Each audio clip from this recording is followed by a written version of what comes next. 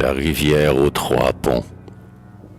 Du haut de la côte pelée, je l'aperçus courant, marchant, sinueuse, dans la vallée, en plein soleil ou se cachant, derrière un arbre, son ombrelle, ou dans un rideau de millet.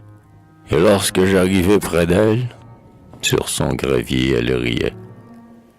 Trois ponts, dit-elle, pour 1 mille de ce grand chemin poussiéreux. Les arpenteurs, gens et civils, lancèrent des mots furieux. À me voir toujours dans leurs jambes, depuis ce n'est que des mamours. À ma rencontre les yeux flambent, tellement plaisent mes détours. Et je vais, la vie est charmante, à se trotter ainsi partout. Un troupeau de bœufs me fréquente, j'aime admirer leurs grands yeux doux. Je reçois des moutons, des chèvres, et même là-haut, dans le bois, ours et chevreuils, renards et lièvres causent un instant avec moi.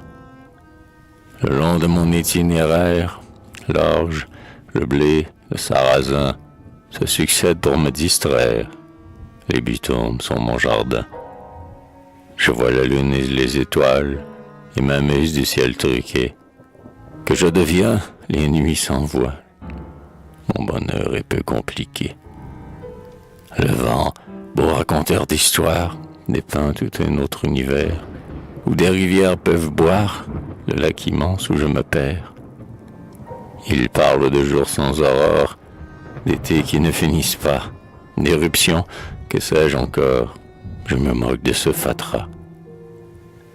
Une fois je pensai fort sage, sur son conseil, de réfléchir. Malheur, je fis un marécage, où les wawas en vont pourrir. Il en émerge d'aventures, de journées blancs nénuphars, mais c'est maussade et sans bordure, à peine bon pour les canards. Plus bas il est poussé de saules, qui jasent le jour et la nuit, dans un langage obscur et drôle, plein de sentences et d'ennuis.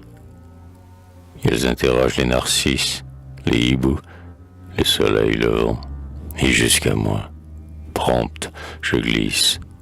Ils ont trop écouté le vent. Malgré les notions diverses que m'offrent les temps et les lieux, à suivre un but rien ne m'exerce, excepté le ruisseau boueux. Il m'exaspère. Alors je tâche de paver mon lit de cailloux, afin que demeure sans tache le lac clair où je me dissous.